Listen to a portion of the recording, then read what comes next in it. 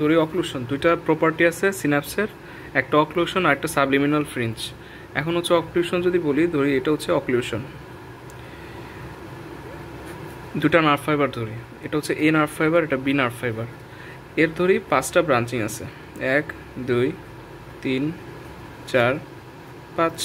এই 5টা সিনাপস তৈরি করলো 5টা নিউরনের সাথে। এই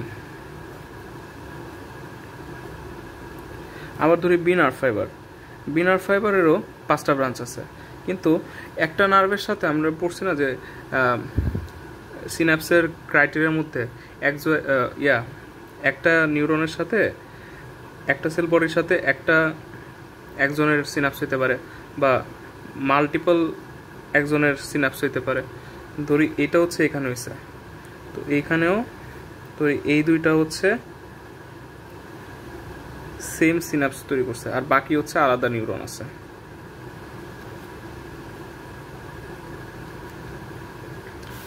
তাইলে ধরি যে প্রত্যেকটা যে ডিভিশন আছে, এ ফাইবারের যে প্রত্যেকটা ডিভিশন, এর পোস্ট সিনাপটিক যে নিউরন, পোস্ট সিনাপটিক নিউরনকে এনাফ নিউরোট্রান্সমিটার দিতেছে অ্যাকশন পোটেনশিয়াল জেনারেশন করার জন্য।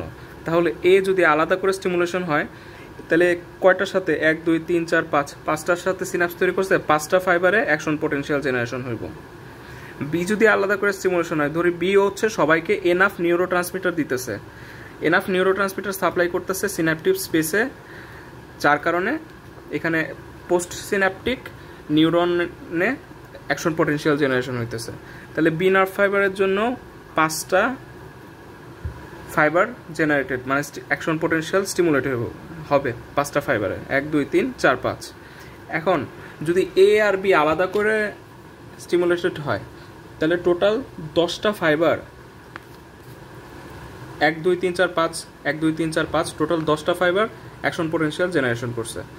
বাট এ আর বি যদি একসাথে স্টিমুলেটেড হয়, দুই সাইড তো এনাফ নিউরোট্রান্সমিটার প্রোভাইড করতেছে, তাইলে 1 2 3 4 5 6 7 8, তাহলে টোটাল কিন্তু 8টা নার্ভ ফাইবার জেনারেটেড হয়েছে। তাইলে আলাদা করে যদি স্টিমুলেটেড হয়, তাইলে বেশি নার্ভ ফাইবার জেনারেটেড হয়, আর যদি সব একসাথে স্টিমুলেটেড হয়, তাহলে হচ্ছে কম নার্ভ ফাইবার জেনারেটেড হয়। এটা হচ্ছে অক্লুশন। এখন হচ্ছে সাবলিমিনাল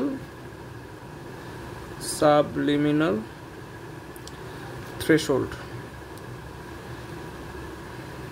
সাবলিমিনাল থ্রেশহোল্ড হলো, ধরি এ হচ্ছে একটা নার্ভ ফাইবার, এ হচ্ছে আরেকটা nerve fibre, A nerve fibre B nerve fibre. A nerve ফাইবারের অনেকগুলো ব্রাঞ্চিং হয়েছে,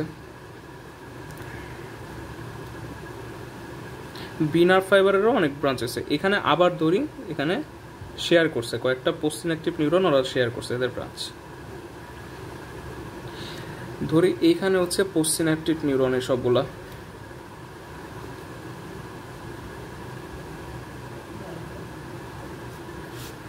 এখন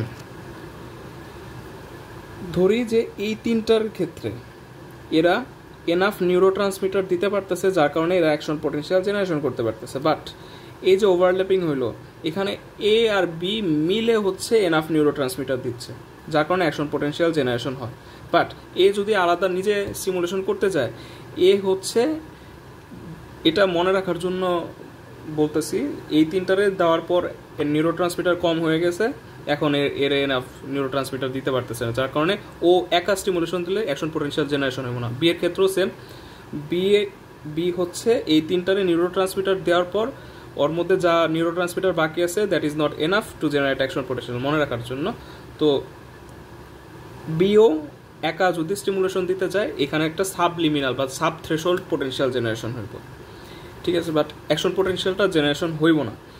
কথাটা হচ্ছে এইটাই। তাইলে এরা দুইজনে আলাদা করে স্টিমুলেশন দিলে সাবলিমিনাল একটা থ্রেশহোল্ড জেনারেশন হইতেছে, যার কারণে অ্যাকশন পোটেনশিয়াল জেনারেটেড হইতেছে না। কেন? কারণ নিউরোট্রান্সমিটার কম। বাট দুইজনে যদি একসাথে স্টিমুলেশন দেয় এই দুইটা নার্ভ ফাইবারকে, তাইলে হইলো দেখা যায় যে দুইজনের কম নিউরোট্রান্সমিটার মিলেও এনাফ নিউরোট্রান্সমিটার হইলো, যার কারণে এনাফ ইনফ্লাক্স হইলো, আয়রন ইনফ্লাক্স হইলো, অ্যাকশন পোটেনশিয়াল জেনারেশন হয়ে গেলো, থ্রেশহোল্ড লেভেলে চলে গেল মেমব্রেন পোটেনশিয়ালটা।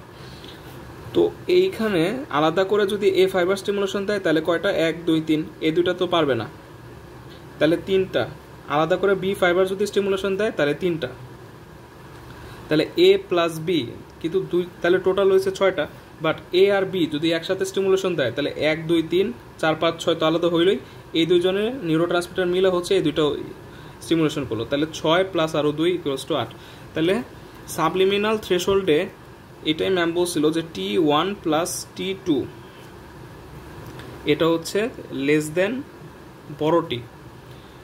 এটাই ম্যাম এরকম একটা কথা বলছিল যে সবগুলা যদি একসাথে স্টিমুলেশন দেয় তাহলে হচ্ছে বেশি বেশি নার্ভ ফাইবার স্টিমুলেটেড হয়, আর দুটো আলাদা করে স্টিমুলেশন দিলে কম নার্ভ ফাইবার স্টিমুলেটেড হয়। আর অক্লুশনে এই কথাটাই বলছিল যে সবগুলা যদি আলাদা করে স্টিমুলেশন দেয় গ্রেটার দেন বড় টি, তার মানে দুইটা স্টিমুলেশন দিলে যত নার্ভ ফাইবার স্টিমুলেটেড হয় দুইটা আলাদা আলাদা স্টিমুলেশন দিলে তার থেকে বেশি নার্ভ ফাইবার স্টিমুলেটেড হয়। কথাটা ম্যাম এইভাবে বলছিল ক্লাসে।